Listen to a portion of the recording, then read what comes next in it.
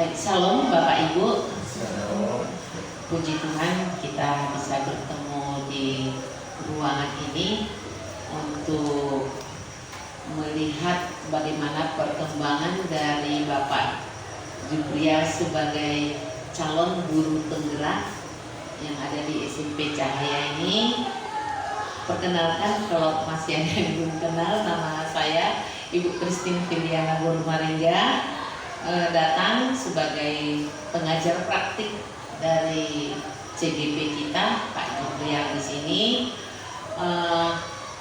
Pada pagi hari ini Pak Juprial jadwalnya untuk menyampaikan kepada Ibu Kepala Sekolah dan juga rekan guru yang ada di sini visi beliau masuk dalam CGP dan sekaligus nanti melihat visi sekolah kita dan beberapa prakarsa perubahan yang diinisiasi oleh beliau. Ya, jadi Bapak Ibu guru, Ibu Kepala Sekolah boleh nanti melihat, semoga apa yang disampaikan Pak Juprial nanti bisa kita ambil di sekolah kita ini. Ya, itu nanti diskusi kita dan itu langsung dipandu oleh Pak Juprial. Nanti boleh diskusi dengan Bapak Ibu guru sebentar kalau memang diperlukan masukan-masukan. Ada kalimat penumpang yang harus nanti dipenuhi, ya. Jadi Bapak Ibu kita lihat seperti apa pemaparan dari Pak Juprial, dan kita berdoa terus Pak Juprial sehat-sehat selalu sampai nanti nama berubah bukan CGP tetapi C-nya hilang menjadi GP, guru penggerak. Itu doa kita. Jadi itu saja pengantar dari kami, Ibu Kepala Sekolah, Bapak Ibu guru. Waktu ini kami serahkan langsung kepada Pak Juprial. Silakan Pak.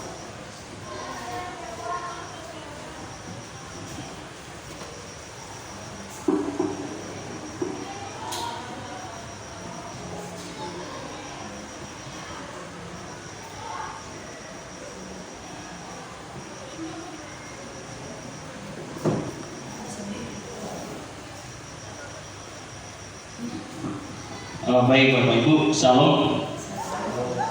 Terima kasih atas dukungan Ibu PP, Ibu Kepala Sekolah, dan Bapak Ibu guru sudah meluangkan waktunya meskipun dengan waktu yang kepepet menjelang ujian ini, tapi kita masih sempatkan untuk teman-teman dukung kegiatan ini. Terima kasih untuk kita semua.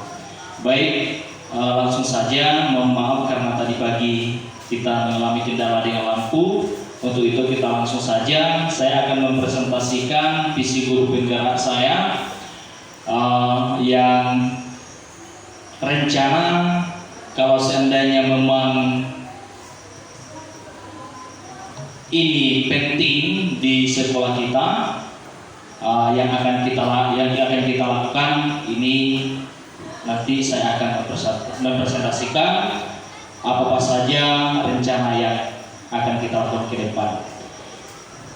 Yang pertama, kita melihat dulu bahwasanya kita sebagai seorang pendidik harus menjadi teladan bagi murid dan menjadi penggerak bagi komunitas. Jadi tidak hanya sekedar guru penggerak saja, tetapi kita sebagai guru itu menjadi penggerak yang titik temunya di kita. Karena ini menurut KHD, jadi bahwasanya setiap anak itu harus kita tuntun, bukan dituntut. Karena pada umumnya kita mengajar, setelah saya mengikuti guru penggerak ini Bapak Ibu, lebih banyak memang kalau kita refleksikan, guru itu terlebih saya lebih banyak menuntut, bukan menuntut. Tetapi anak-anak itu dilahirkan sudah memiliki kemampuan yang diberikan Tuhan. Hanya kita melihat kemampuan-kemampuan yang mereka miliki. Jadi disitulah keberadaan kita sebagai seorang guru. Berikutnya Bapak Ibu, sebelum kita melanjutkan ke visi, kita melihat dulu beberapa profil pelajar Pancasila. Ada 6 profil pelajar Pancasila. Yang pertama, berkebinekaan global. Yang kedua, bergotong royong, kreatif, bernalar kritis, mandiri, dan beriman bertakwa kepada Tuhan Yang Maha Esa. Ini profil pelajar Pancasila perlahan-lahan kita sudah melakukan. Sebenarnya di sekolah kita ini sudah kita terapkan sebagian-sebagian. Hanya karena kita tidak tahu, oh ini namanya ini ya. Karena baru ada kurikulum Merdeka Belajar, baru kita sadar, oh ini namanya bagian daripada profil pelajar Pancasila. Salah satunya contoh yang sudah kita lakukan, penerapan karakter. Itu salah satu kegiatan yang mewujudkan tentang profil pelajar Pancasila ini. Agar dimensi pelajar Pancasila dapat terwujud, maka guru harus memiliki visi. Seperti kami, seperti kita, yang saya lakukan di sini untuk mewujudkan visi misi adalah melakukan melalui pendekatan inquiry apresiatif. Inquiry apresiatif ini melihat berdasarkan kekuatan, bukan berdasarkan dengan kekurangan. Misalnya di sini kita melihat, saya melihat SDM yang ada. Yang kedua adalah fasilitas kita sudah cukup memadai.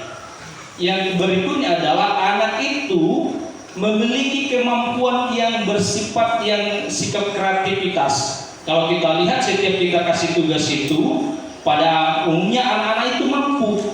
Akhirnya saya melihat, oh ini yang perlu dikembangkan. Makanya saya wujudkan melalui pendekatan ini berdasarkan dengan kekuatan. Tidak melihat kekurangan yang ada di sini, tetapi berdasarkan kekuatan, tinggal kita mengembangkan dan mewujudkannya. Kekuatan yang kita miliki seperti yang saya sampaikan sebelumnya Bapak Ibu, yang pertama adalah memiliki pimpinan yang selalu mendukung. Sudah terbukti Ibu, setiap kegiatan kami di sekolah, kepala sekolah itu sangat mendukung kegiatan-kegiatan ini. Yang berikutnya adalah meskipun kita hanya 7 guru di SMP ini, tetapi SDM-nya itu multi talenta. Makanya itu yang saya lihat. Yang berikutnya adalah memiliki fasilitas cukup memadai. Fasilitas yang ini misalnya pemanfaatan Chromebook, gadget, dan internet. Yang berikutnya adalah murid senang dengan pada umumnya ketika saya mensurvei, melakukan survei lokal, murid itu pada umumnya itu sudah memiliki gadget. Mereka senang dengan yang namanya IT. Yang berikutnya adalah peserta didik pada umumnya sudah memiliki smartphone yang seperti yang saya sampaikan sebelumnya. Kalau di kelas 7, 8, 9 itu mereka itu hampir semua sudah memiliki. Tidak hanya itu, sudah memiliki laptop bahkan.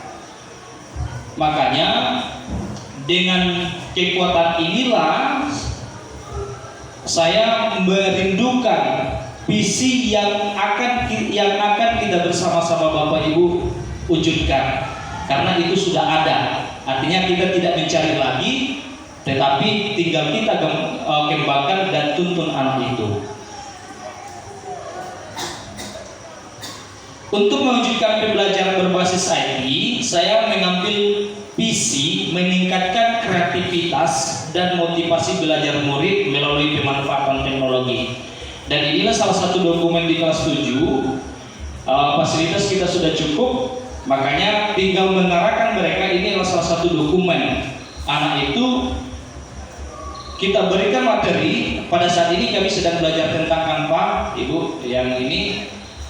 Anak itu membuat desain. Kalau kita suruh mereka tolong wujudkan kreativitasnya, buatkan satu spanduk atau baliho atau slogan. Dan ini di modul beberapa saya sudah tunjukkan beberapa karya anak-anak dan mereka sudah mampu. Artinya dengan kemampuan yang mereka miliki itulah kita tinggal mendampingi mereka.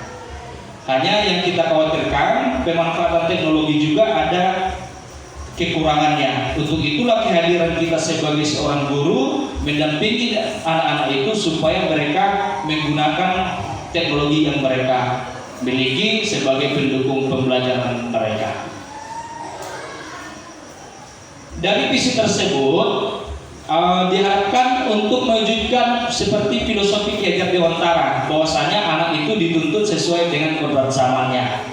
Memang pada saat ini kita tidak bisa mengelak dari perkembangan teknologi yang ada. Untuk itu peran kita tinggal hanya menuntun saja, mengarahkan mereka supaya penyalahgunaan teknologi itu tidak disalahgunakan ke hal-hal yang merugikan anak didik itu. Berikutnya adalah visi sebelumnya, saya meningkatkan kreativitas motivasi belajar melalui pembelajaran IT. Kenapa saya mengangkat visi ini seperti yang saya paparkan sebelumnya Bapak Ibu? Karena anak itu senang dengan kalau kita kolaborasikan pembelajaran kita itu berbasis dengan teknologi. Senang sekali. Bahkan waktu kita belajar bersama, workshop belajar bersama, guru pun senang. Apalagi anak-anak.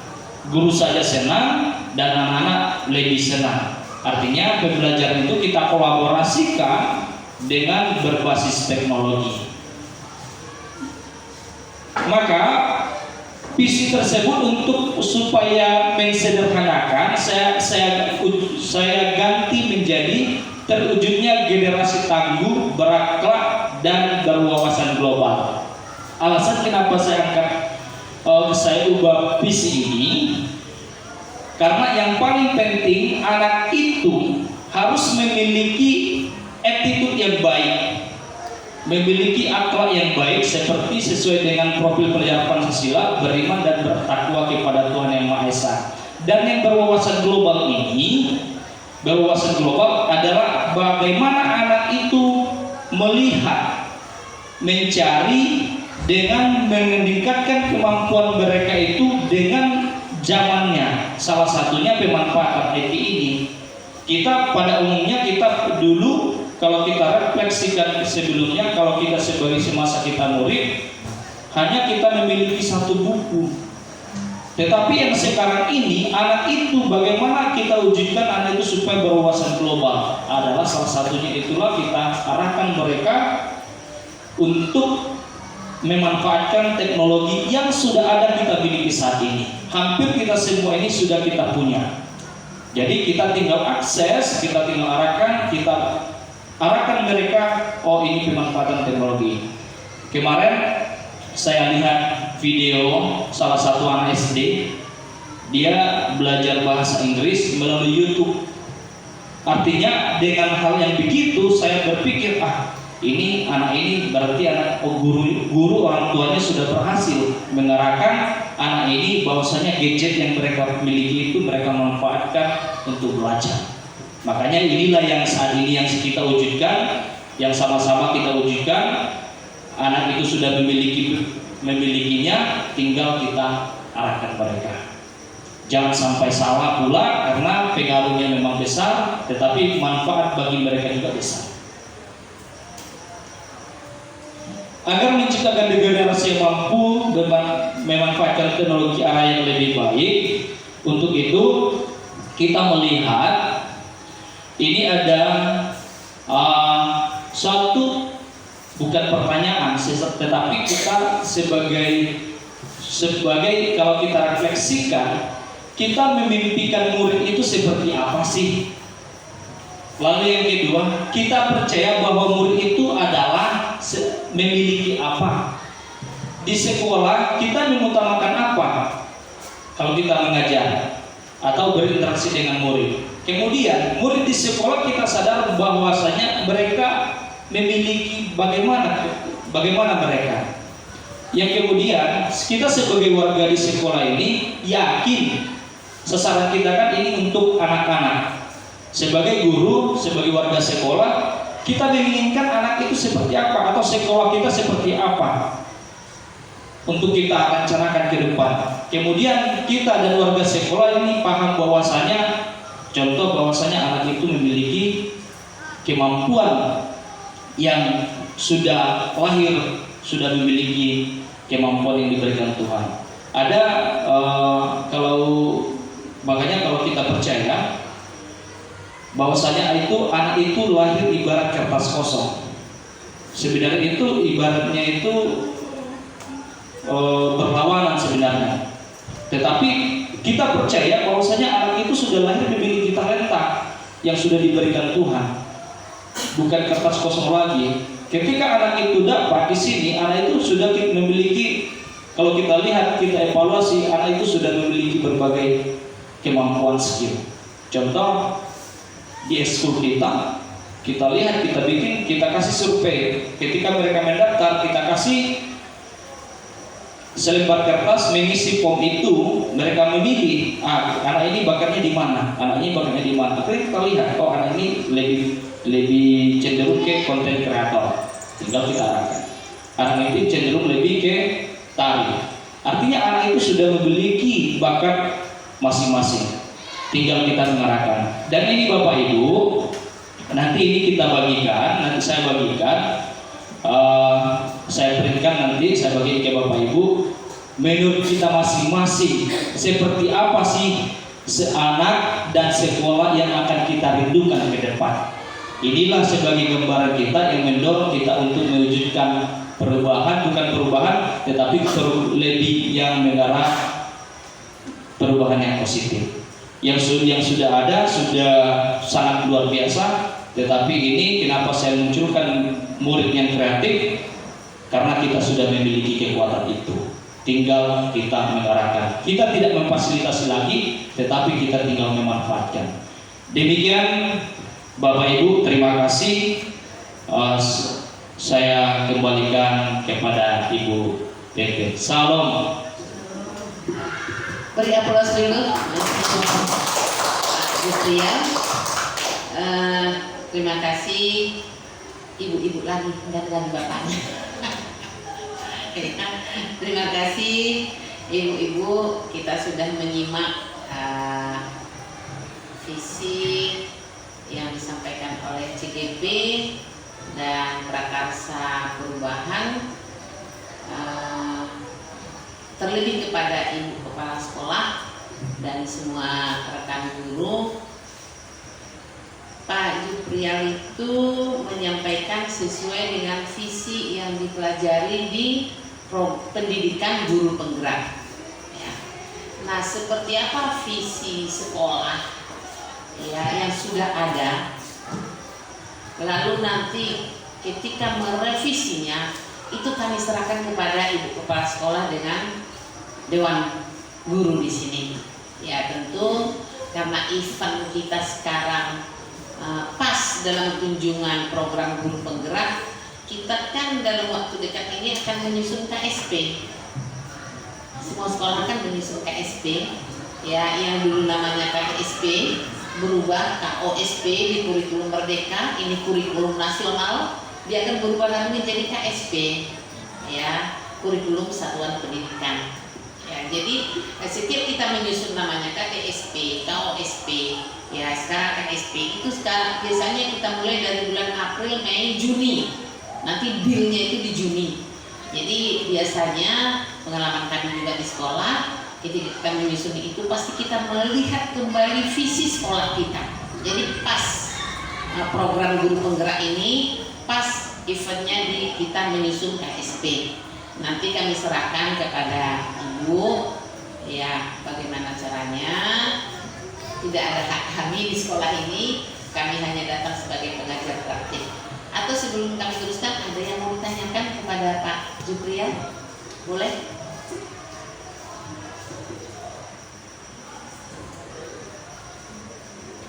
Bisa kita pahami ya? Bisa ya? Nah, semoga, makasih ya Pak Juprial. Iya, jadi semoga ke depan di sekolah ini juga ya kita berharap se-Indonesia ya semua kita terlibat dalam guru penggerak, kalau bisa lulus di guru penggerak.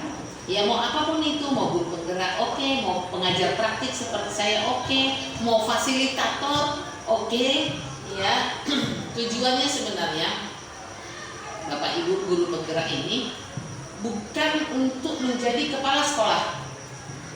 Ini beberapa kali kami sampaikan juga kepada guru-guru penggerak.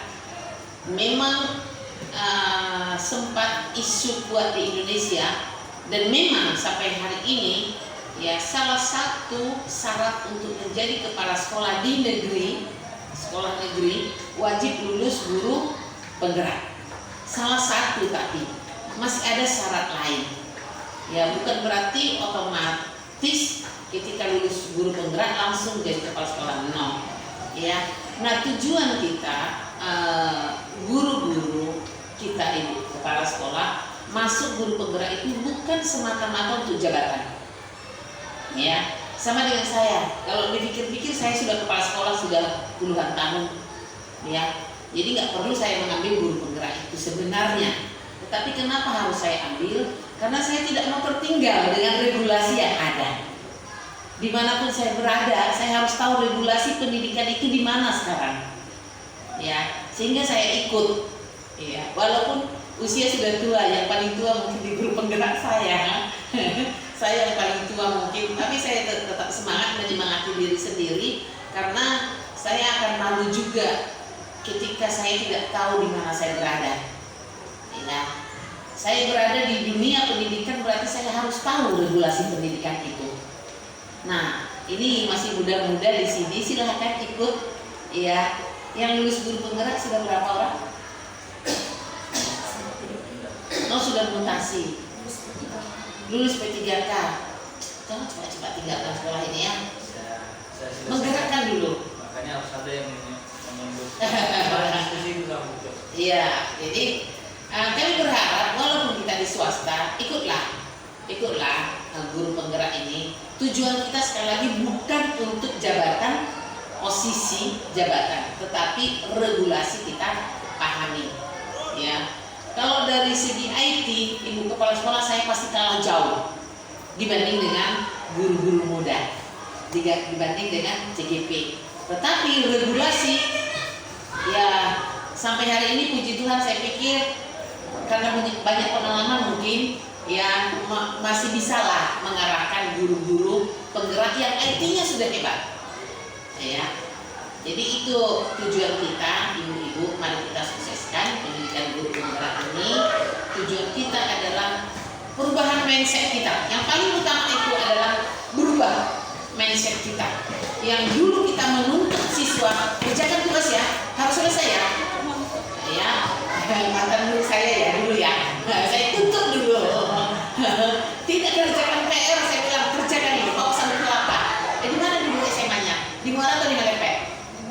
Oh, di Muara. Nah, karena saat itu lapangan kami sulit ya. Saya bilang bawa sampai kelapa. Itu keluar. Nah, itu tidak lagi. Ya sekarang bagaimana kita memang memahami ya bahwa anak-anak itu punya potensi sejak dia dilahirkan. Tidak kertas kosong. No. Ya. Anak itu sudah punya potensi.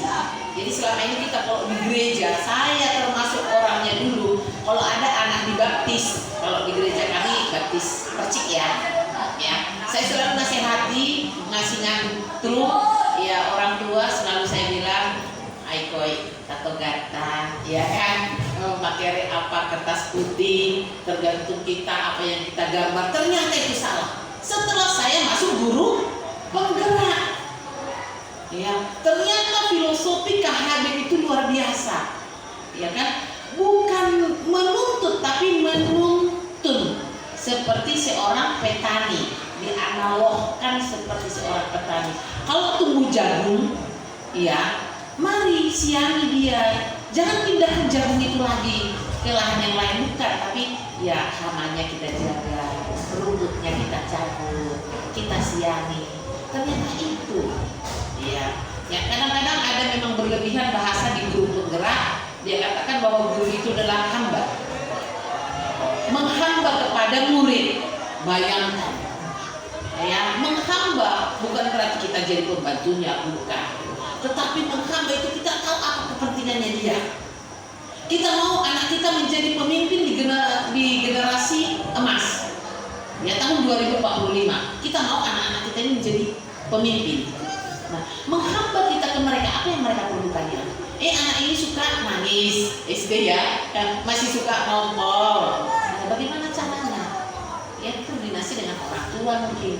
Ya, jadi tidak bisa kita bilang jangan ngompol lagi, udah kelas 2 SD kok ngompol. Nah, bukan itu bahasa kita ternyata. Itu KHD luar biasa. Saya bilang iya ya. Ternyata selama saya jadi guru salah. Salah gitu loh. Mereka paling takut dengan saya. Iya ya. Kata mereka saya guru killer. Tapi ketika saya nggak ada di sekolah mereka rindu dengan saya juga. Jadi Begitu Ibu Kepala Sekolah, terima kasih atas kesempatan ini. Pak Jibril sudah difasilitasi, terima kasih banyak. Dan harapan kami, ibu-ibu juga mohon dukungan kepada Pak Jibril sebagai CPP sehingga dia bisa leluasa mengeluarkan semua apa yang dia miliki selama didapatkan di guru penggerak, dan itu berbagi kepada teman-teman di sini. Itu saja mungkin Ibu Kepala Sekolah, terima kasih atas waktu ini. Ibu-ibu, terima kasih atas waktu ini. Terima kasih Bapak CGP yang luar biasa. Ya, kita nanti diskusi sedikit lagi. Kita bersyukur kepada Tuhan kita diberi kesempatan hari ini. Kita sehat walaupun cuaca hujan, tetapi sekali-sekali perlu ya, supaya panas yang 2 hari kemarin kembali. Itu saja, terima kasih. Kami akhiri dengan kata salam. Enak ya di sini ya, biasa kita katakan salam ya. Kalau di sekolah kami enggak. Maksud saya bilang nggak sama boleh. Di sini enak sekali. Saya pengen edisi nanti mau di sini di Yayasan Kristen, pokoknya di mana kami Yayasan Kristen gitu. Kan tinggal 6 tahun lagi. Kita tahu lagi dari pensiun kan. Mengisi waktu nanti di Yayasan Kristen aja, nggak digaji nggak apa-apa. Enak di sini, nyaman gitu. Ini jadi bersama. Oke lah, mungkin kita dokumentasi kita. Boleh. Di sini aja langsung dah. Ada ya?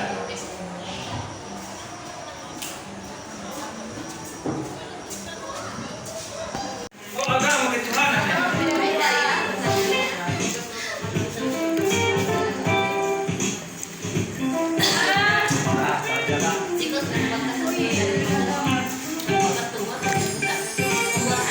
Buka bener baru. Mesinnya nggak sudah dibawa.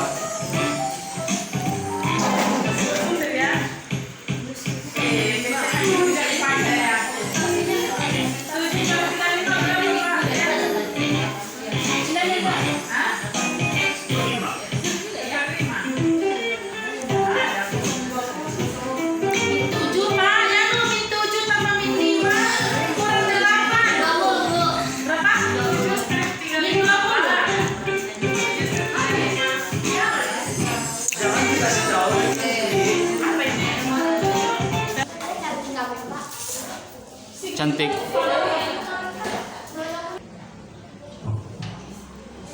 Baik, terima kasih kepada Bapak Ibu sudah meluangkan waktunya. Terima kasih juga kepada Ibu Kepala Sekolah yang selalu siap mendukung kegiatan ini. Tujuan guru berbagi ini sebenarnya ini tidak bisa ditentukan 1-2 orang. Karena ini berdasarkan dengan kebutuhan kita sesuai dengan kurikulum Merdeka. Tidak bisa kita bilang itu salah satu guru saja lah yang untuk melakukan ini, tidak akan bisa. Tetapi ini karena berkaitan dengan untuk anak didik kita, mau tidak mau, siap tidak siap, kita harus siap menerima itu tentang perubahan yang berkaitan dengan kurikulum Merdeka ini. Nah, kebetulan juga bukan mengajari kepada kita, tetapi ini saya mau berbagi kepada rekan-rekan teman sejawat tentang budaya positif itu seperti apa, lalu visinya seperti apa, lalu peran kita sebagai seorang guru seperti apa untuk yang sesuai dengan menurut pemikiran filosofi Ki Hajar Dewantara. Nah, di sini saya memaparkan beberapa materi dan ini sangat perlu dan ini kita terapkan di lokal kita masing-masing, dan saya tekankan kepada kita semua Bapak Ibu, ini tidak hanya tugas dan tanggung jawab kita sebagai wali kelas atau kepala sekolah, tetapi semua kita majelis guru dan seluruh warga sekolah, termasuk pun bagian CS kita ikut andil dalam kurikulum ini karena berkaitan dengan lingkungan belajar. Semuanya itu berkesinambungan tentang lingkungan belajar itu. nyamannya kita, tidak nyamannya kita itu tergantung kepada lingkungan belajar kita. Pertama, mari kita lihat bagaimana seorang pendidik harus menjadi teladan bagi murid dan menjadi penggerak bagi komunitas. Artinya kita sebagai seorang pendidik harus menggerakkan, menciptakan komunitas belajar kita. Nah, karena menurut pemikiran KHD bahwasanya setiap murid harus dituntun selaras dengan kodrat dan zamannya. Betul seperti yang kita sampaikan, yang kita alami saat ini, kita tidak menyamakan, jangan samakan persepsi kita dengan pada pembelajaran kita yang dulu dengan yang sekarang. Karena anak-anak sekarang itu sudah berbeda penanganannya dengan guru-guru kita semasa kita sebagai seorang murid. Kalau kita itu ada teacher center, kalau sekarang tidak bisa. Harus kita melihat bagaimana kemampuan mereka, apa kemampuan mereka, sesuai dengan kebutuhan mereka. Ini yang saya paparkan Bapak Ibu. Pertama tentang filosofi pemikiran KHD, yang kedua nilai peran guru penggerak, sebenarnya peran guru. Tetapi karena sembari saya membuat aksi nyata saya, dan ini saya gunakan sebagai peran guru penggerak, dan kemudian visinya lalu budaya positif. Sebenarnya tadi sudah berdiskusi dengan Ibu Kepala Sekolah bahwasanya memang kita ada pelatihan tentang budaya positif ini. Jadi kebetulan ini materinya tidak perlu kita mengadakan pelatihan secara formal, tetapi kita maunya berbagi. Jadi sambil-sambil kita memaparkan, makanya kita libatkan Bapak Ibu seluruh warga sekolah. Mari kita lihat tentang filosofi KHD ini. Yang pertama, pendidikan adalah menuntun. Mungkin Bapak Ibu ketika kita merefleksikan bagaimana sosok kita sebagai seorang guru, kita secara pribadi, saya merefleksikan, saya menyadari bahwasanya saya lebih banyak menuntut, bukan menuntun. Kita berikan tugas kepada anak-anak didik kita berikan tanggung jawab kepada mereka, kita tuntut, tetapi kita tidak menuntun mereka. Salah satunya yang saya lakukan, sudah pernah saya lakukan adalah hal yang seperti ini, menuntut, bukan menuntun. Nah, yang ini peran kita sekarang Bapak Ibu, makanya anak-anak sekarang itu berbagai karakteristik yang harus kita pahami terlebih dahulu. Kita tuntun mereka, bukan tuntut. Memang harus wajib juga kita gunakan, kita sampaikan kepada mereka, kamu menyelesaikan tanggung jawabmu. Tetapi kalau kita hanya sekedar menuntut mereka tanpa menuntut, mereka tidak akan menemukan gaya belajar mereka yang baik. Yang kemudian adalah ini yang paling trending ini, pendidikan pendidik atau seorang guru menghamba pada murid. Artinya begini Bapak Ibu, bukan artinya kita kalau kita menghamba, bukan murid itu yang menjadi tuan kita. Tetapi arti dari menghamba ini, bagaimana kita melihat kemampuan anak ini tanpa membuat dia tertekan, tanpa menciptakan sesuatu yang berat beban bagi dia, tetapi memunculkan rasa kesadaran bagi dia. Sehingga yang pertama inilah yang mengacu kepada supaya anak didik menemukan jati diri yang sebenarnya. Tidak pun kita suruh, sudah muncul kesadaran dirinya dalam belajar, menyelesaikan tanggung jawabnya, itu sudah luar biasa. Sekarang makanya di kurikulum Merdeka ini tidak ada namanya perankingan, ranking 1, ranking 2, ranking 3. Tetapi perankingan ini memberikan apresiasi kepada guru itu di materi kita sebenarnya. Salah satu apresiasi yang kita berikan kepada murid, kalau dulu sangat penting ini apresiasi kepada murid, tetapi kurikulum Merdeka ini tidak diperbolehkan untuk kita berikan apresiasi kepada murid. atau penghargaan. Karena kenapa? Anak yang terbiasa menerima penghargaan, ketika dia mengalami kegagalan langsung down. Itu salah satu contohnya. Saya juga sendiri mengalami hal demikian. Saya mau berpacu supaya mendapatkan nilai yang terbaik. Akhirnya seketika saya mendapatkan hal yang tidak saya inginkan, langsung down. Itu namanya dihukum dengan penghargaan. Saat inilah kita, makanya di Cahaya Bangsa ini sebenarnya kita terapkan, sudah kita terapkan, tidak ada perankingan di setiap anak itu. Anak yang tidak dianggap tidak berprestasi pasti merasa minder. Salah satunya itu dihukum dengan penghargaan. Kemudian yang nomor 3 ini, guru ibarat seorang petani. Kalau seorang petani jagung ini, bagaimana dia memposisikan menanam jagung itu, merawatnya, menyiramnya, memupuknya sehingga mendapatkan buah yang baik. Makanya menurut KHD ini, kita sebagai guru ini, sebagai seorang petani, bibit kita itulah murid-murid, bagaimana kita memupuk mereka supaya kelak menjadi anak yang berhasil. Makanya kita diibaratkan guru itu sebagai seorang petani. Lalu nilai-nilai guru ini adalah mandiri.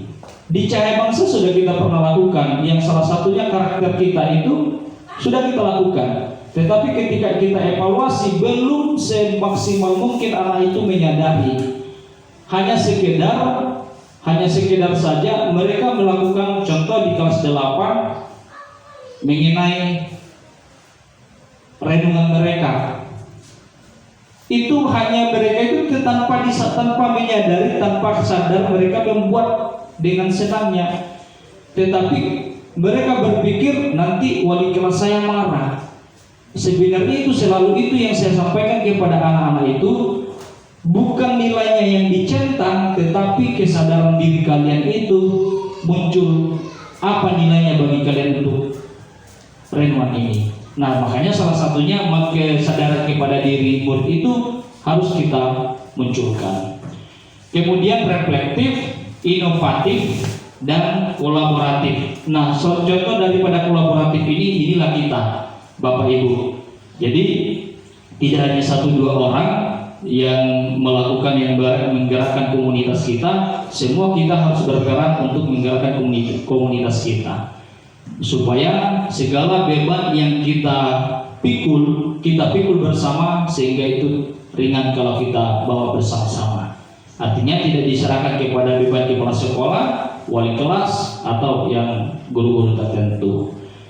Yang kemudian adalah nilai guru penggerak juga menjadi pemimpin pembelajaran, menjadi coach, mendorong kolaborasi, mewujudkan kepemimpinan murid, dan menggerakkan komunitas. Ini salah satu peran yang kita laksanakan.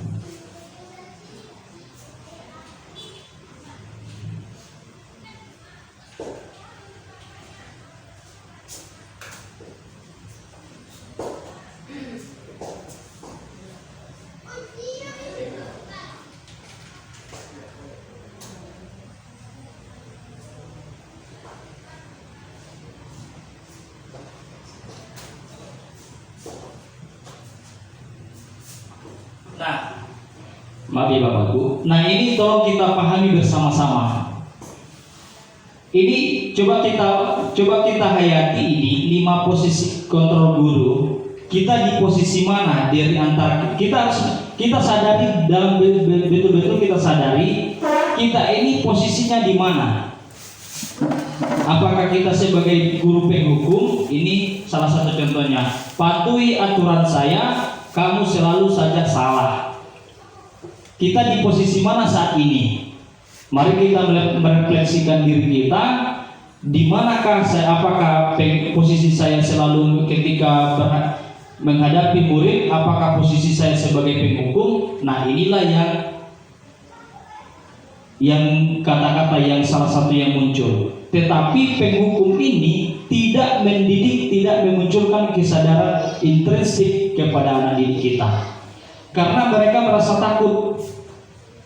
Ada aturan-aturan yang menghukum mereka, karena menghukum ini salah satunya. Kamu selalu saja salah, patuhi aturan saya. Itu posisi kontrol kita sebagai seorang guru. Yang kemudian, yang kedua ini pembuat merasa bersalah. Pembuat merasa bersalah ini yang sering, apakah ini yang pernah kita lakukan? Ibu sangat kecewa sama kamu. Ayolah anakku, demi orang tua kamu. Sehingga anak ini berpikir dia akan merasa bersalah ketika dia melakukan yang salah.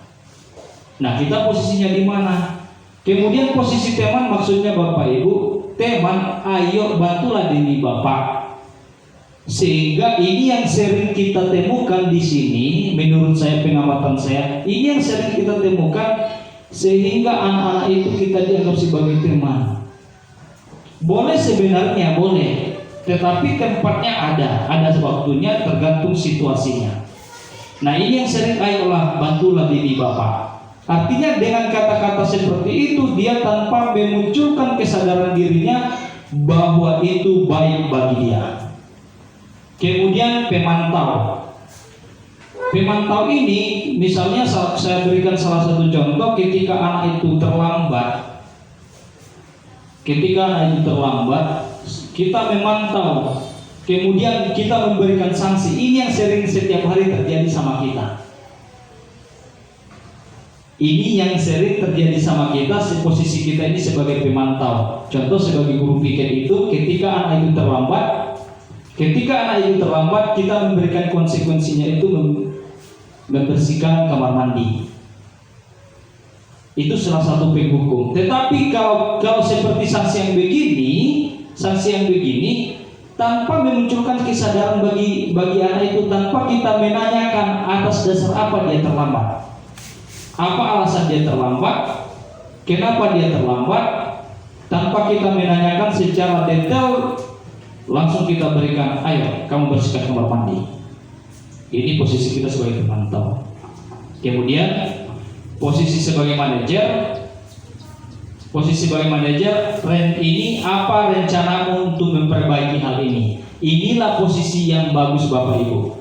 Artinya kita melibatkan, kita menanyakan informasi kepada anak, alasan apa kenapa dia terlambat, lalu bagaimana cara dia untuk memperbaiki kesalahannya, dan apa tindakan yang akan dilakukan supaya dia tidak terlambat lagi. Kita catat.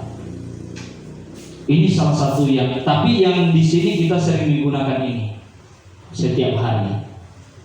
Makanya dari kegiatan ini, kenapa saya kepengen berbagi dengan Bapak Ibu, karena kita mau menyadarkan anak didik itu supaya muncul motivasi intrinstiknya, kesadaran dalam dirinya.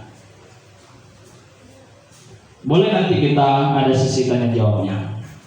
Kemudian Bapak Ibu, di guru penggerak ini saya mengangkat sebuah visi untuk di sekolah kita ini. Dan visi ini tidak bisa saya lakukan sendirian tanpa bantuan Bapak Ibu semua. Dan visi ini dalam mewujudkan suatu perubahan diperlukan visi dan langkah yang tepat. Visi dapat diwujudkan apabila seluruh warga sekolah bekerja sama.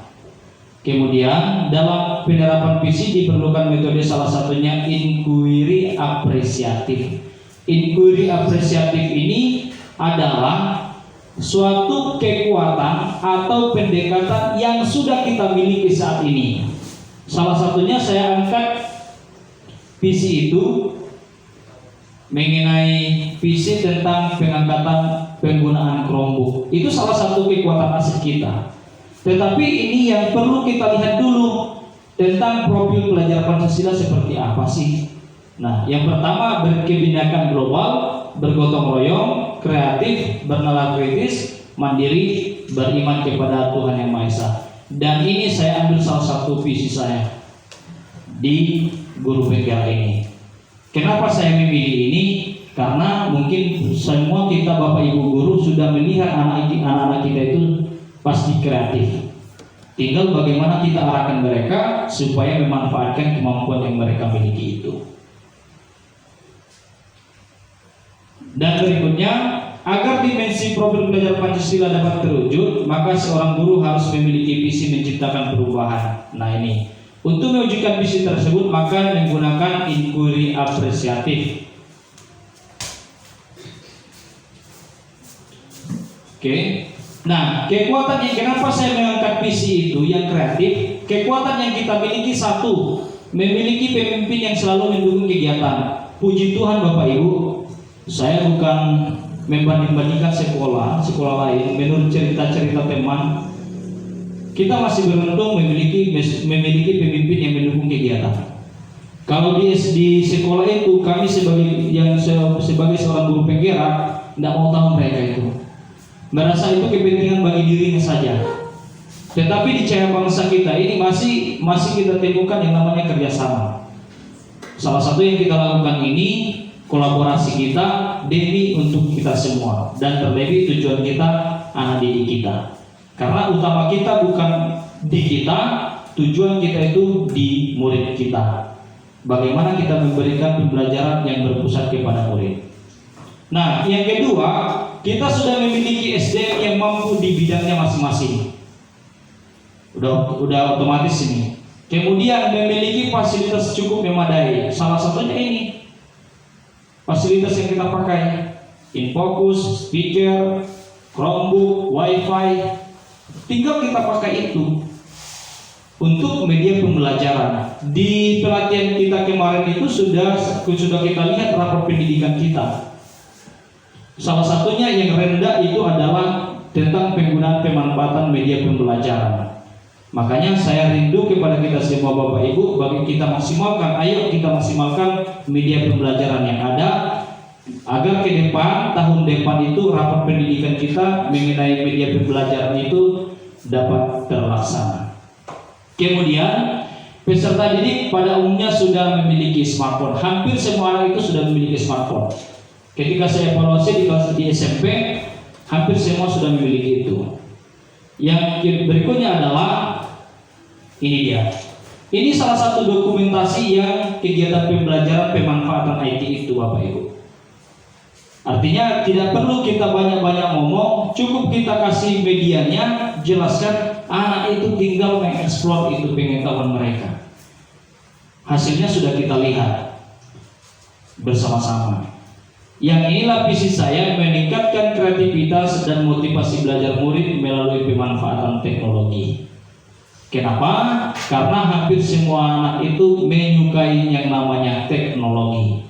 Kalau kita gabungkan pembelajaran teknologi di media kita Bapak Ibu, apapun bidang studinya pasti menarik bagi mereka. Pasti.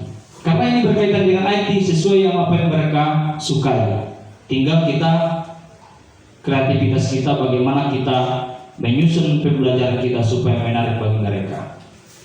Berikutnya adalah dari visi tersebut diharapkan mampu mewujudkan pemikiran KHD dan mengajarkan kepada anak sesuai dengan zamannya. Ini visi yang saya buatkan sebelumnya, meningkatkan kreativitas dan motivasi belajar murid, dan saya ganti menjadi terwujudnya generasi tangguh, berakhlak dan berwawasan global. Kenapa saya ubah visi ini?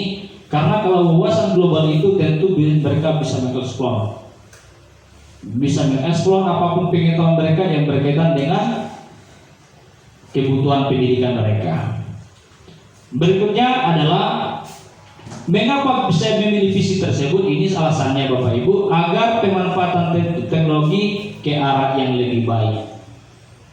Mari kita memberikan edukasi kepada anak-anak kita. Kemarin saya sudah berdiskusi dengan Ibu Rus masalah salah satu murid lagi di depan kelas. Saya lihat bagaimana penilaian salah satu murid kita itu. Akhirnya cerita, tetap itu kita edukasi. Artinya khawatirnya kita salah satu anak itu memanfaatkan teknologi yang dia pegang. Makanya inilah yang menggerakkan hati saya supaya mengangkat visi ini, agar pemanfaatan handphone bagi anak-anak itu dapat mereka pakai sesuai dengan kebutuhan mereka. Ini bukan satu orang, dua orang, tetapi tanggung jawab kita bersama-sama. Thank you. Jadi yang saya harapkan, mari kita Bapak Ibu memberikan masukan kepada saya. Harapan saya Bapak Ibu memberikan masukan atau pertanyaan, mari kita berdiskusi. Tidak begitu lama, kita 5 menit. Harapan saya begitu. Silakan. Kalau ada yang mau di Silakan.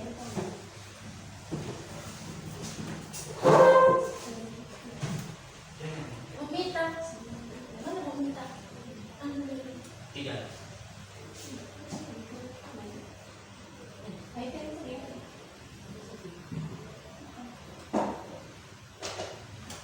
Ini di sini Pak. Nah, di pemantau tadi posisi kontrol dulu itu pemantau. Yang mau saya tanya tadi kan bagaimana jika tapi kebalikannya anak itu harus bertanggung jawab. Kalau sekali ia dituntun dia untuk mengerjakan tugasnya, gimana kalau bersering bahkan berkali-kali bahkan hampir semua mata pelajaran tidak mengumpulkan tugas? Apakah kita selalu menuntun? Itu Bu. Terus Karena banyak di kelas begitu. Kita selalu bertambah. Nah, sebenarnya pertanyaan yang ini karena saya antara di antara kami calon guru penggerak, saya yang dua ini saya pertahankan, menuntun dan menuntut. Fasil kami itu menyampaikan harus kita tuntun sesuai dengan filosofi Ki Hajar Dewantara. Nah, makanya filosofi Ki Hajar Dewantara menyampaikan kita ini sebagai seorang, ibarat sebagai seorang petani, peta ini. Nah, sebenarnya begini, konsep menuntut itu dan menuntut. Kalau anak itu sudah bertanggung jawab, tetap coba kita lakukan dengan memanggil anak itu satu persatu, anak yang berkasus itu. Kita panggil dia, tapi dengan catatan sudah kita bikin keyakinan kelas itu, supaya kenapa? Kita bukan kita yang membuat, tetapi anak itu sendiri dan mereka bertanggung jawab sendiri termasuk kita. Misalnya salah satu keyakinan yang dasar di kami bertanggung jawab. Salah satunya kita tanya, kita sudah membuat keyakinan kelas loh Nakku. Apakah hanya sekedar untuk membuat pembuatannya saja? Kita tagih itu kepada anak-anak itu supaya memunculkan kesadaran bagi mereka. Karena kenapa? Dengan adanya keyakinan kelas yang disepakati bersama sangat mudah bagi kita. Akhirnya si Espina ini menyadari awalnya ini mengelak ini. Kan pernah saya kasih sanksi kepada anak yang tidak mengumpulkan renungan. Akhirnya saya suruh mereka tuliskan satu Amsal ini sampai selesai Nakku ya. Akhirnya karena saya ada kegiatan di luar, itu tidak saya tuntut. Yang seperti Ibu bilang tadi kan, tidak saya tagih itu. Akhirnya dia itu yang membuat dia berpikir, Pak Juprian aja tidak mengaji itu. Ya udahlah. Artinya tidak melihat dengan perilaku dengan teman-temannya, ikut dia. Ketika rupanya karena kami sudah membuat satu keyakinan kelas dan saya panggil dia ini, dia tak mau cerita itu awalnya. Lalu dia menyalahkan teman. Ya kan Pak, teman-teman saya kan tidak Bapak marahi. Lalu saya tanya dia, yang menentukan masa depanmu mereka atau kamu? Saya Pak. Lalu apa tindakan yang kamu lakukan? Berpikir dia kan, ini salah satu contohnya ini. Ini kasus nyata ini yang saya ambil ini. Akhirnya dia sadari, iya Pak, memunculkan kesadaran pada dirinya bahwasanya renungan itu penting bagi dia. Saya bilang, kalau hanya selembar kertas Bapak centang-centang tidak ada gunanya Nakku. Tetapi kalau tidak ada manfaatnya bagi kalian untuk apa? Tetapi kalau merasa kalian itu penting bagi kalian, ayo kita terapkan. Ini salah satu contohnya. Artinya kasus yang seperti itu makanya tidak hanya tanggung jawab wali kelas, tetapi kita bertanggung jawabkan bersama-sama. Di kelas 7 tanggung jawab saya juga, di kelas 8 tanggung jawab Ibu Urus juga dengan teman-teman yang lain semua. Artinya tidak ditentukan wali kelas ini yang menangani kasus ini. Makanya sasaran saya utama berbagi kepada rekan-rekan bagaimana penerapan segitiga restitusi ini dapat tercapai. Sehingga ketika ada anak-anak kita yang mengalami kasus yang seperti itu, kita sudah mengetahuinya. Demikian. Cukup? Dah. Nanti Bapak Ibu. Ini sangat bagus sekali diskusi kita hari ini, Bu Kep. Saya sangat menikmati juga dengan teman-teman. Saya rasa kalau seandainya kedepannya saya sangat siap untuk berbagi. Dan saya lebih suka berbagi kepada teman-teman mengenai segitiga restitusi. Kalau ada kasus yang seperti itu, ayo kita tangani bersama. Memang tidak ada, maksudnya kita munculkan dulu kesadaran anak di kita. Demikian Bapak Ibu, terima kasih Bapak Ibu yang luar biasa, sangat luar biasa ini sudah mendukung. Mari kita bekerja sama bersama-sama, saling menopang. Tuhan Yesus memberkati. Shalom.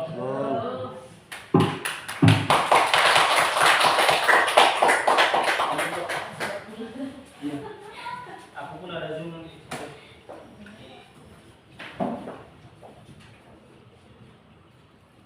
Baik Bapak Ibu, terima kasih ya Pak Ju.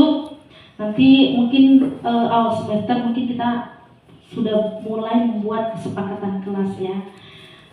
Kesepakatan atau keyakinan, iya sama itu. Kesepakatan atau keyakinan kelas itu sama.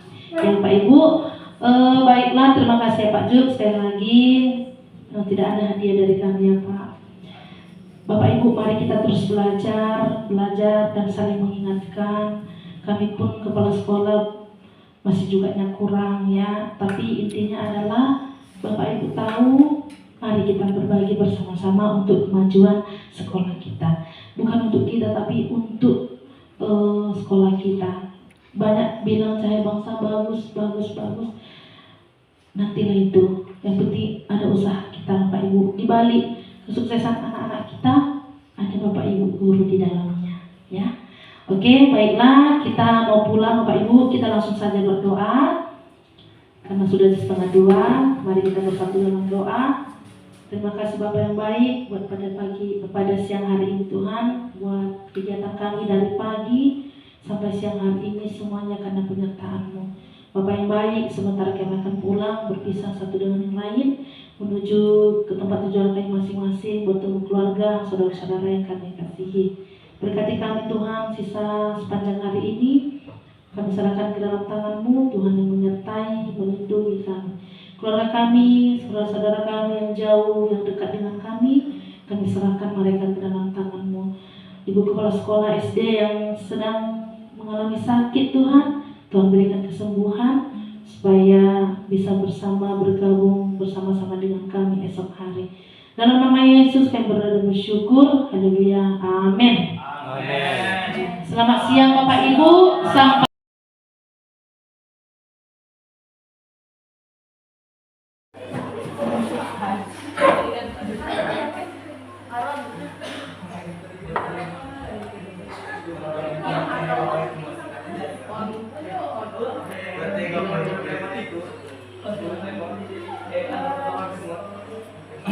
Oke.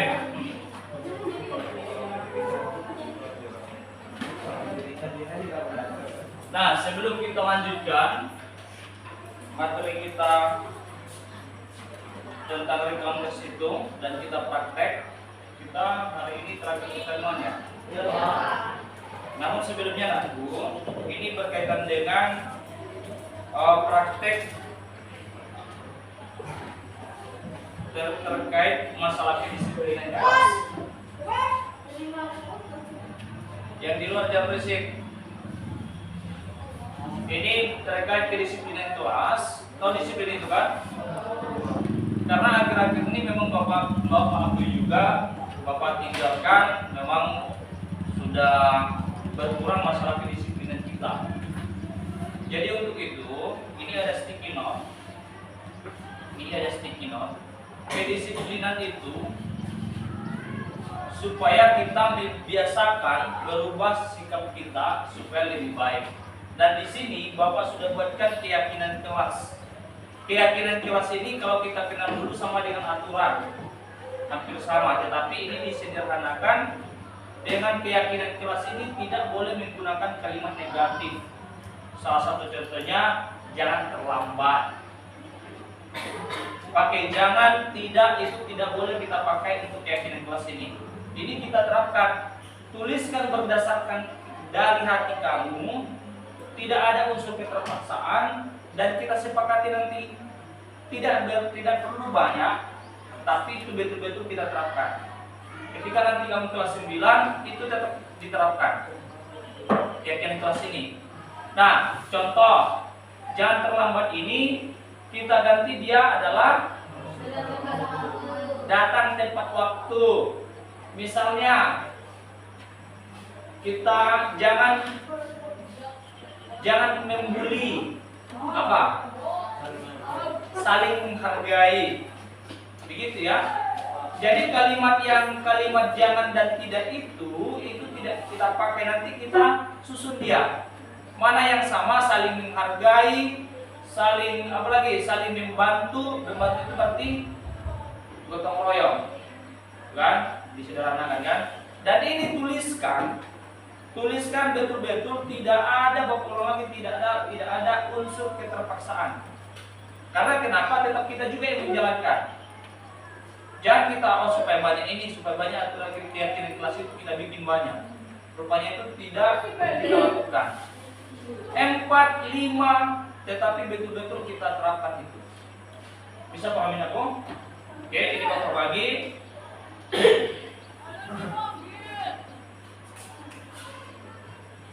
Ya. Kasih namanya di sana sebelum menuliskan. Kemudian tuliskan apa keyakinan kelas yang menurut kamu yang kita akan melaksanakan.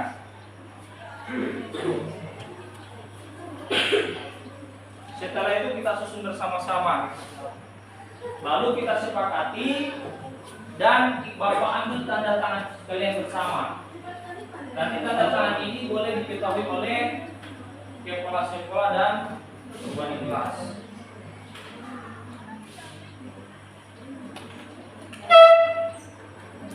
Ya, sampai salah tulis yang ada lemnya. Kalian Bapak sering salah tulis ini terbalik-balik. Untung tidak terbalik Bapak.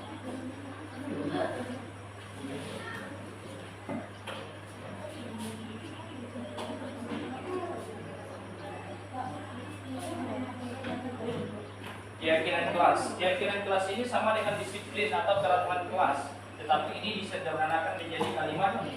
Kalau kedisiplinan itu jangan terlambat.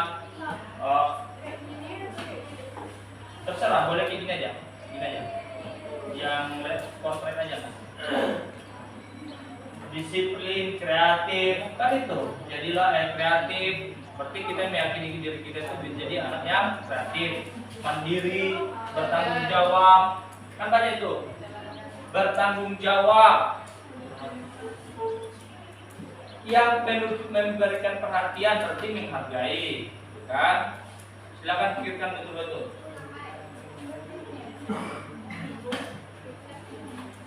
Kalau sudah selesai, kamu tempelkan di sini aku yang ada kertas ini, biar kita susun. Silakan. Satu aja, Pak. Satu saja, ini perlu banyak-banyak. Satu saja.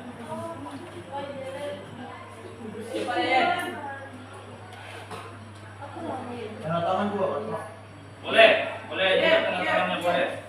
Boleh juga tidak. Baca lah. Dalam, Mana dia? Tidak. apa itu Pak?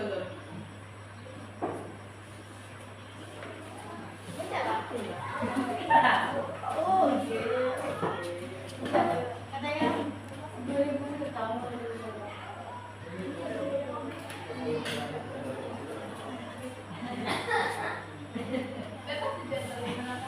Sudah bebas. Yang penting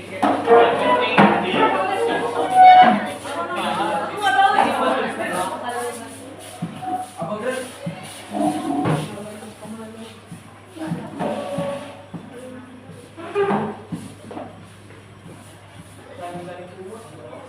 Emang kenapa laporan, Pak? Ada salah satu. Ya.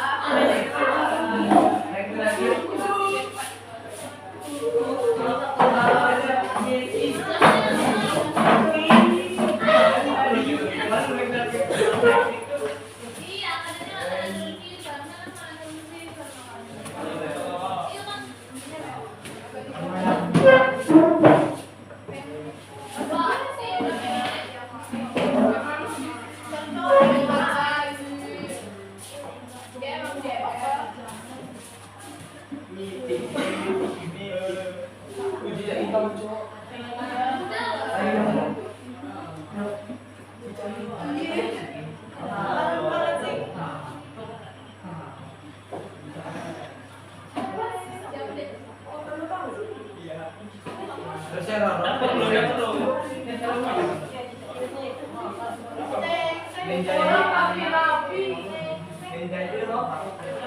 Sudah? Ditempelkan saja di sebelah, nanti kita susun. Motivasi lagi. Motivasi. Apa? Apa kata? Motivasi.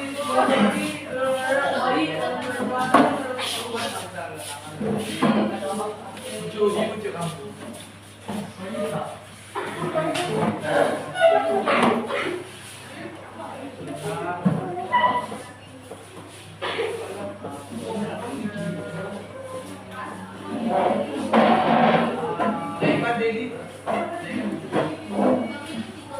Oke, kita susun ya.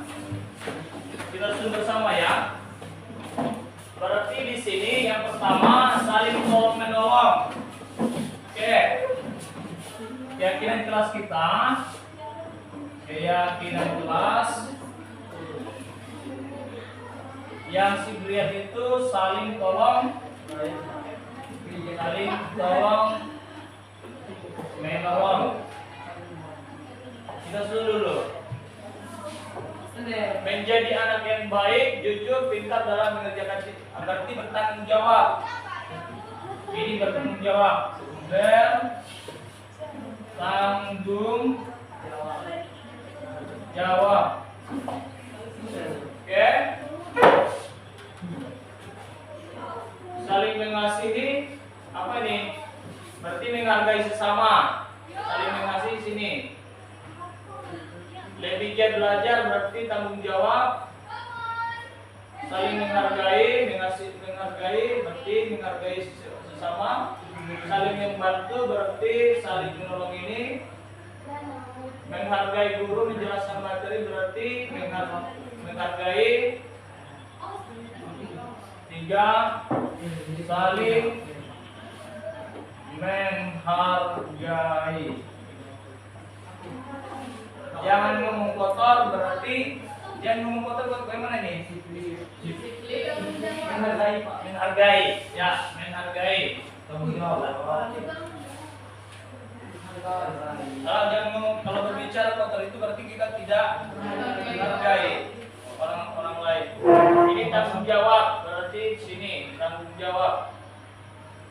Saling menghargai kepada semua orang ini. Saling menghargai, saling menghormati, tanggung jawab, tetap jadi diri sendiri berarti mandiri,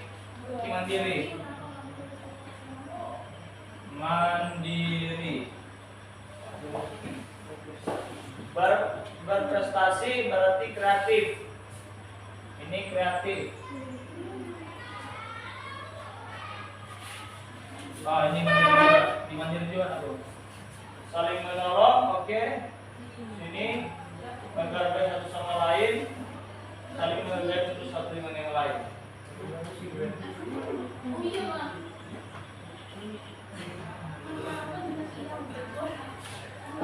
Ngapain positif? Ngapain positif? Iya, jadi yang oke. Kita perhatian di sini. Dan ini keyakinan kelas kita ini ada 2, 3, 4. Dan ini kita aplikasikan setiap hari. Tidak hanya di dalam sekolah, tetapi baik dalam keluarga maupun di masyarakat. Yang pertama, saling tolong menolong. Betul kamu lakukan ini? Betul. Bertanggung jawab. Betul. Saling menghargai. Betul. Saling menghargai ini tidak ada membuli.